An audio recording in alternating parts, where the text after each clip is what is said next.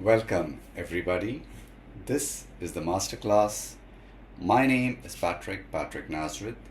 I have around 30 years of teaching experience, and I'm here to help dispel your doubts, should we have any. Today, we study the chapter The Sound of Music, written by Deborah Cowley. Deborah Cowley is a Canadian. She was born in India. She grew up in Toronto, Canada. She has spent 2 years with the United Nations Relief and Works Agency stationed in Beirut, Lebanon. She was a writer and a broadcaster who has traveled around the world. She has written more than 100 articles for Reader's Digest, most of which have been translated into dozens of other languages. Her work as a journalist taught her how to write interesting stories about real people, and this story about Evelyn Glennie is one of them. How does she manage to make these biographies interesting? She mixes facts with feelings. It makes it easy for us as readers to connect with and feel inspired by these people she writes about. How would you feel if you were a child with a disability? Suppose you were dumb, unable to speak. Maybe you were deaf, unable to hear. How would you deal with it? At the beginning of this chapter, we are introduced to a teenager. She is waiting at the London Underground. And like all of us who have waited for trains, understand, you can hear the sound and feel the vibrations of the train before you can even see it. So this girl feels the vibrations of the train. She is nervous. It is her first day at the Royal Academy of Music. Evelyn was a young girl from a Scottish farm, and now here she is in London. But she has an even bigger reason to be nervous. She is completely deaf. Evelyn Glennie had begun losing her hearing at the age of 8. Her mother had called her, but she wouldn't respond. Then they realized that she was having a problem, but she kept it hidden from her teachers, from her friends. By the time she turned 11, her marks had come down very badly. The headmistress called the parents in and she asked them to please look after the child and make sure she studies well. She was taking for testing. When she was tested, it was realized that she had lost most of her hearing because of a nerve loss. They were advised, take your daughter, put her in a school for the deaf. But Evelyn continued in the same school.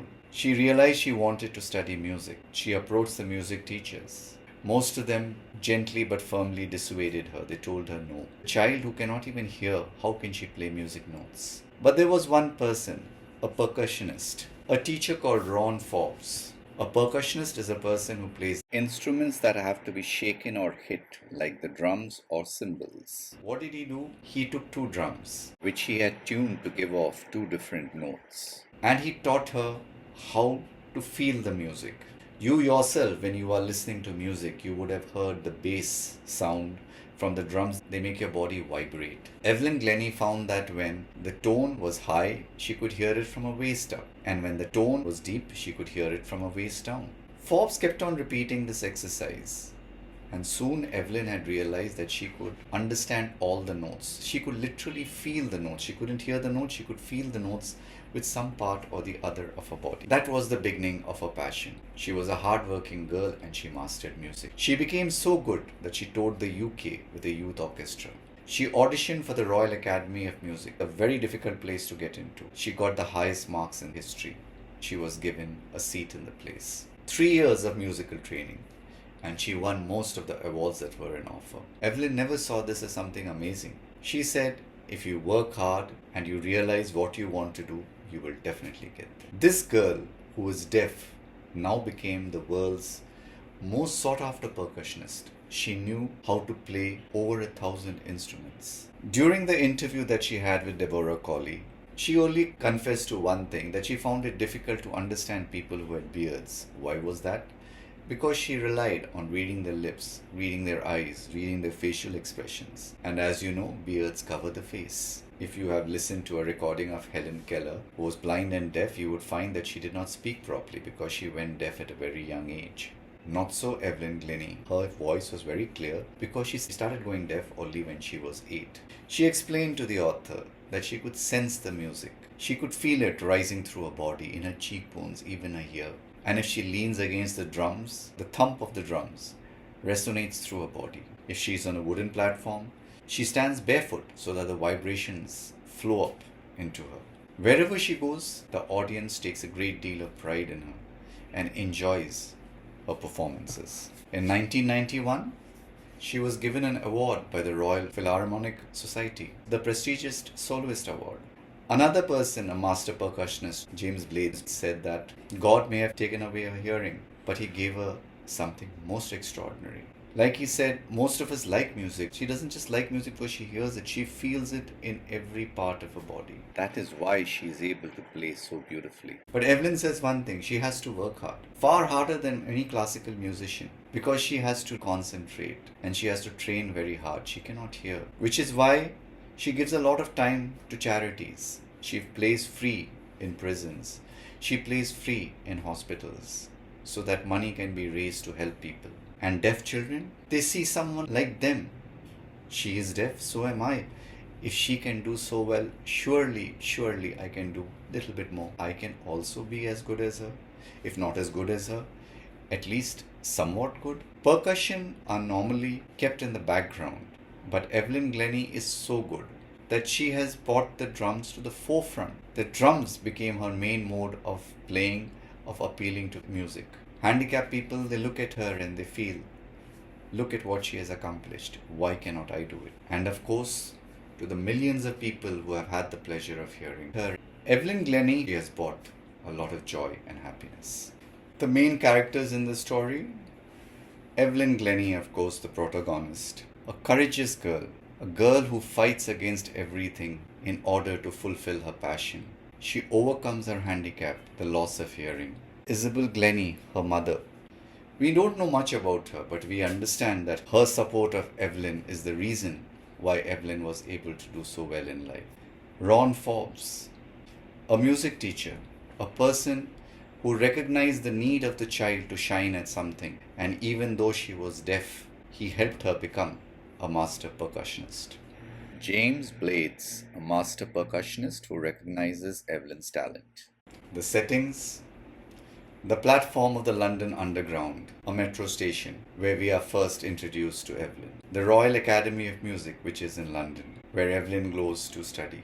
Evelyn is from a small farm in Scotland. There is also mention of various concert halls worldwide where she plays. What are the literary devices in use here? Metaphor. For example, everything suddenly looked black, representing despair and hopelessness. On music, music pours through every part of my body, describes how Evelyn experiences music. Tingles in the skin, it conveys the physical sensation of musical vibrations. Imagery, the visual, slight girl looking younger than her 17 years. Tactile, which you can touch, vibrations passing through her bare feet and up her legs. Kinesthetic, resonances flowing into her body. There is irony, situational irony. A deaf person becoming a world-renowned musician? The title, The Sound of Music, it literally takes on new meaning if you apply it to somebody you cannot even hear. Symbolism, the train platform symbolizes transition and new beginnings. The removing of the shoes represents the removal of barriers that were placed between Evelyn and music. The vibrations present alternative pathways to experiencing beauty. It encourages people like us to look for alternative ways to do what we want to do. Personification. Music pours in and tingles, human-like qualities. Sound passing up the stick into her fingertips. Sound as a physical movement. The contrast between Evelyn's disability and her extraordinary achievement. The medical advice which is discouraging and her actual success. Her humble origins and the international fame she now has. Direct characterization. There are clear descriptions of Evelyn's personality traits and abilities. Clear statements about her determination and how hard she works. The anecdotal structure. The narrative is written in such a way that specific incidents are taken from Evelyn's life to illustrate the broader themes of the story. These personal stories make this biography more engaging, more relatable, more interesting to people like you and me. What are the themes in this story?